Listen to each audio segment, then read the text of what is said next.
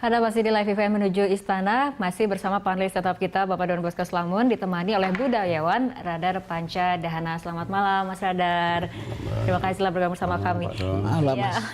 Pak Don, kita ke Mas Radar dulu silakan. ya. Mas Radar, ini untuk debat cawapres ini baru yang pertama kalinya, karena untuk debat cawapres sudah 2 kali. Ini Soal cawapres, SDM dan juga iptek seperti ini. Langsung saja, bagaimana Anda memprediksi debat cawapres malam hari ini? Saya kira ya pertarungannya itu hampir mirip dengan pertarungan antara Prabowo dan Pak Jokowi. Yang satu itu Prabowo maupun Hatta itu dilengkapi oleh perangkat-perangkat intelektual yang cukup tinggi. Jadi latar akademiknya, latar teoritiknya itu sangat kuat dua-duanya. Artinya mereka dilandasi juga oleh pikiran-pikiran besar, pikiran-pikiran yang berskop global, yang teoritik dan yang lain-lain. Sementara kalau yang kita tahu, Jokowi maupun Yusuf Kala, walaupun mereka juga educated, tetapi lebih pada experience. Kuat pada experience-nya. Jadi karena dalam experience itu mereka kan lebih menajamkan persoalan pada skala-skala yang lebih kecil. Itu dengan sendirinya. Karena memang bukan hanya track record, memang dirinya seperti itu, jati dirinya dibangun seperti itu.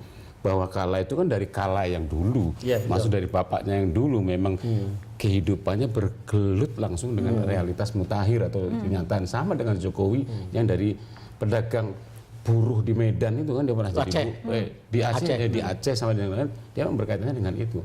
Jadi makanya dia terasa lebih populis karena memang bersangkutan langsung dengan publiknya. Nah ini lebih tidak populis atau elitis karena memang dia bersangkutan dengan gagasan-gagasan besar.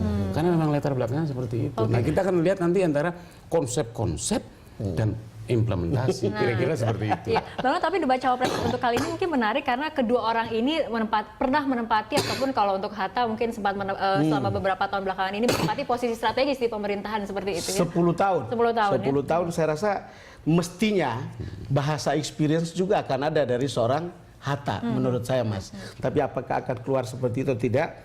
Saya nggak tahu, tetapi saya Iya, Bang Don, kita lihat di layar kaca saat ini adalah Capres nomor urut 2 Jokowi sudah hadir, mungkin akan memberikan dukungannya ya untuk Yusuf Kala. Iya, untuk Cawapres ya Yusuf Kala. Jokowi tidak hanya hadir sendiri tapi juga bersama istrinya. Ya, kita lihat Bapak Jokowi sedang memasuki lokasi dari debat Cawapres sendiri. Ya, ini lihat busananya juga tadi seragam ya dengan JK, sama-sama pakai batik seperti itu. Oke, Bang Don, dilanjutkan. Ya, saya ingin mendiskusikan satu hal soal substansinya, soal kualitas SDM, lalu kemudian soal riset. Karena sejak awal tahun 80-an kita bicara soal ristek, dan saya tidak tahu sudah sampai di mana kita sejauh ini. Lalu kemudian soal pertengahan tahun 80-an kita juga bicara soal peningkatan kualitas SDM, dan itu ada kajian khusus dari Lemhanas. Kita juga belum tahu sampai di mana hari ini. Tetapi ada kritik misalnya, ketika kita bicara iptek, mestinya muatan pendidikan itu banyak sainsnya. Bukan terlalu banyak pendidikan agama, membangun gedung seperti itu, menerbitkan buku yang terlalu banyak untuk itu, sampai kemudian kita mengabaikan sains. Kan kita tidak perlu menghasilkan begitu banyak guru agama atau begitu banyak ahli agama atau ahli ilmu sosial. Dan lebih baik menghasilkan banyak, ini paham tertentu gitu. Maka pada tahun 80-an misalnya, seorang Habibie juga mengirim ribuan orang ke luar negeri untuk mendapatkan atau mencetak begitu banyak doktor untuk sains. Gitu, Mas. Ya, maksud saya kalau lihat itu gimana? Sebenarnya ada cara melihat yang berbeda. Yang satu itu mencoba melihat kebutuhan global atau kebutuhan modern atau postmodern seperti apa. Yaitu munculnya manusia yang kompetitif, yang inovatif, yang penuh kreasi untuk bersaing di tingkat global. Untuk itu dibutuhkan tingkat pendidikan yang kira-kira kalau tidak sama mendekati dengan apa yang dicapai oleh negara-negara puncak dunia. Kira-kira seperti itu kan? Ada pikiran lain. Problem kita dalam pendidikan bukan itu. Problemnya adalah menciptakan manusia dengan keluhuran dan kemuliaan. Karena justru di situ masalah kita. Mau sehebat apapun teknologinya, mau sehebat apapun sistemnya, kalau manusianya bobrok, nah ini kan dua pandangan kan. Gitu kan. Nah, Iya, Mas Radar dan juga Bang Nur nih, kita lihat bagaimana kemudian program-program ataupun janji yang kemudian ditawarkan oleh kedua pasang kandidat presiden ini. Kita lihat. Ini adalah janji Jokowi JK mengenai SDM dan juga IPTEK. Yang pertama ada Kartu Indonesia Pintar, 12 tahun wajib belajar tanpa pungutan. Poin kedua, teknologi menjadi kurikulum wajib di sekolah dan perguruan tinggi. Dan yang ketiga, pembangunan sains dan teknopark di daerah-daerah. Jokowi itu ya. Ya, ini masih mengenai janji Jokowi JK. Yang poin berikutnya adalah mewajibkan aparatur pemerintah menganut tekno-ideologi dan juga mengevaluasi sistem pendidikan nasional termasuk ujian negara. Ya, kita lihat janji pasangan Prabowo Hatta mengenai SDM dan juga IPTEK. Poin pertama, menambah dana riset sebesar 10 triliun dari APBN 2015-2019 dan kemudian melaksanakan wajib belajar 12 tahun dengan biaya negara, menghapus pajak buku pelajaran. Alokasi 20 triliun dari APBN untuk fasilitas di universitas baik negeri maupun swasta dan 150 juta rupiah per sekolah untuk perbaikan kualitas dan fasilitas pendidikan SD, SMP, dan juga SMA.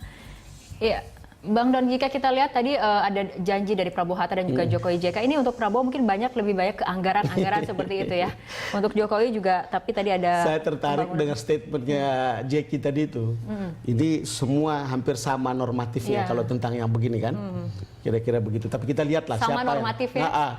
jadi siapa nanti yang bisa mengeksekusi kebijakan kan yang lebih penting di situ. Betul. Oke, Mas Radar mungkin tanggapan. Maksudnya sama normatif itu tidak ada gagasan yang genial, tidak ada gagasan yang genuine, maksudnya sama-sama normatif. Ya, apalagi yang bisa dijanjikan kepada masyarakat selain hal yang normatif. Karena begitu ditawarkan gagasan baru yang genuine, masyarakat nggak ngerti dan akan segera menolak. Jadi nggak ada pilihan lain bagi capres untuk memberikan satu gagasan yang normatif, yang semua orang sudah tahu dan semua orang mengharapkan itu. Kita berikan penjelasan yang lain yang barangkali lebih penting, lebih substansial dan lebih signifikan, akan ditolak karena mereka nggak ngerti. Misalnya begini. Tapi perdebatan seperti ini seharusnya diarahkan jauhnya ke arah yang mana? Maksudnya perdebatan antara SDM dan juga IPTEK ini kemudian perdebatan ini seharusnya diarahkan sebenarnya ini ke arah yang penting adalah pada manusianya, bukan sistem, tapi manusianya. Bagaimana kita melahirkan manusia-manusia yang unggul. Nah, pembangunan karakter artinya penting. Nah, manusia unggul itu misalnya pembangunan karakter, tapi ada juga intellectual capacity, ya kan? Karakter tidak dibangun hanya sekedar intelektual, hanya sekedar kognisi saja kan. Ada beberapa hal. Nah, kita lihat dari program kedua capres itu, bahkan Jokowi pun yang mengatakan revolusi mental, nggak ada urusan mentalnya tadi, nggak ada urusan karakternya, tekno-ideologi dan yang lain-lain kan. Apalagi yang Prabowo. Itu kalau yang Prabowo ini ada satu kecenderungan capres itu yang melihat APBN itu adalah duit yang dia pegang untuk dibagi-bagi. Ini 1 perak, ini 2 perak gitu loh. Seolah dia itu yang punya uang gitu kan. Ini 10 triliun gitu. Nggak begitu, nggak semudah itu ya kan. Kebudayaan sekarang cuma 0,5 triliun. Ya kan, bagaimana tiba-tiba riset jadi 10 triliun. Mas Ado dan juga Bang Non, kita akan mengulas lebih dalam nih mengenai tema dan juga debat cawapres kali ini. Tapi kita ikuti jeda berikut. Pemirsa tetaplah di Live FM menuju Istana Berita 1 News Channel.